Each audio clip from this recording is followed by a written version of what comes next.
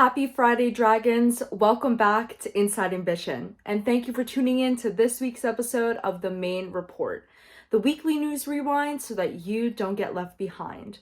I'm Gabrielle Remo, and don't make me say it. You're gonna make me say it. You. Don't forget to subscribe to our YouTube channel and to click that notification bell to know every single time we upload a new episode. So for this week's episode, we're going to talk about a few things. First, why Portland police blocked people from trying to recover discarded food from a grocery store. Second, a wildly racist hoagie spot in Philadelphia that is under fire this week. Third, how former President Trump's lawyer's Philly-delphia house was vandalized. And lastly, Drexel's USGA tuition freeze proposal, a voice of reason to end this week's episode. So sit back, relax, and let's get into it. So what happened in Portland, Oregon? As we've seen, severe winter weather has affected the country this past week. This affected homes, businesses, and in this case specifically, grocery stores. A power outage in grocery stores equates to food spoilage, meaning food waste. And that is exactly what happened for Portland Fred Meyers. Multiple dumpsters outside the store were filled with food that employees threw away. Pounds and pounds of meat, fish, milk, and an array of perishables that just sat outside to eventually rot. So, not long after, residents and mutual aid orgs attempted to recover the food to hopefully use or redistribute to those who needed it. In a pandemic, in a storm where 300,000 Portland residents' resources power was lost, in a city where homelessness is a major concern, there should be no such thing as food waste.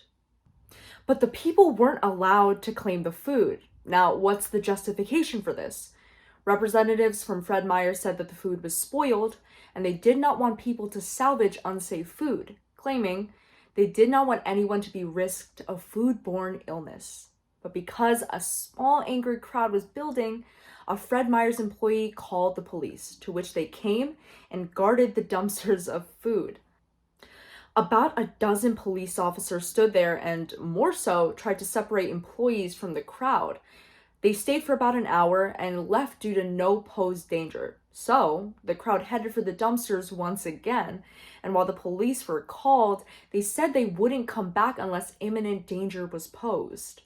Mutual aid orgs and individuals were able to recover cottage cheese, waffles, butter, cured meats, almond milks, lemonades, you name it. Much of that food would have been salvageable for days outside of a fridge, especially in severe winter weather. Portland has community fridges set up all around the city, and many filled those fridges with the food recovered at this Fred Meyers. Many are said to also have personally redistributed the food to families in need. So, regardless of the fiasco, what was good prevailed. Now, on to Philadelphia. So during Trump's impeachment hearings, one of his lawyers decided to use an interesting pronunciation of our home city. Michael Vanderveen called Philadelphia Philly-delphia, while talking about how he could take witness depositions at his office in Center City. This sparked online hilarity, with Twitter blowing up with memes about the pronunciation, and the protests of Vanderveen to stop mocking him. This was also in response to his property being vandalized after it was announced that he would be defending the twice impeached former president. I guess Philly didn't like their name being dragged through the mud by the Trump team on more than one occasion. In more Philly news, a local restaurant called Lenny's Hoagies is being lambasted after it added a menu item called COVID Mac, which contained mac and cheese and Chinese chili powder.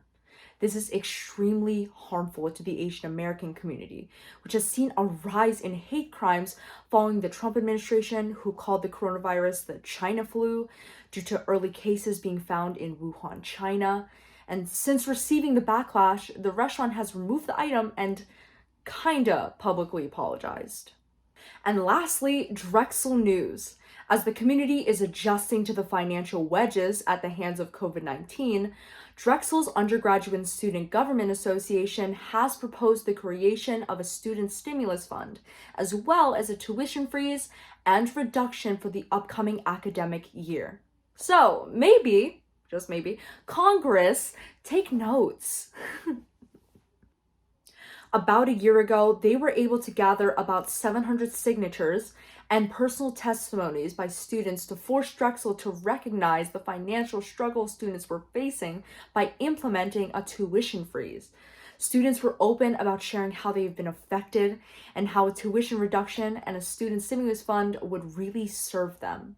To put some perspective in, Drexel's highly advertised co-op program has been compromised.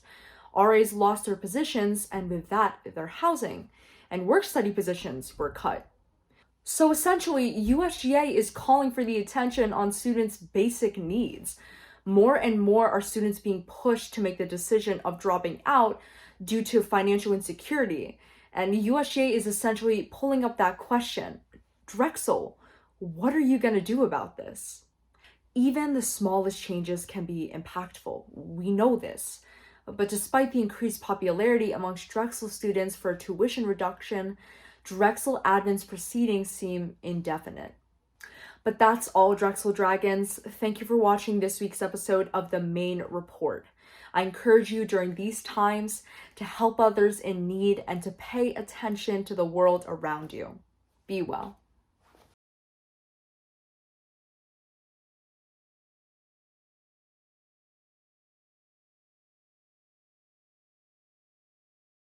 Hey there, it's Alex from the future, and I'm here to tell you if you subscribe to our channel right now, COVID-19 will be eradicated from the globe.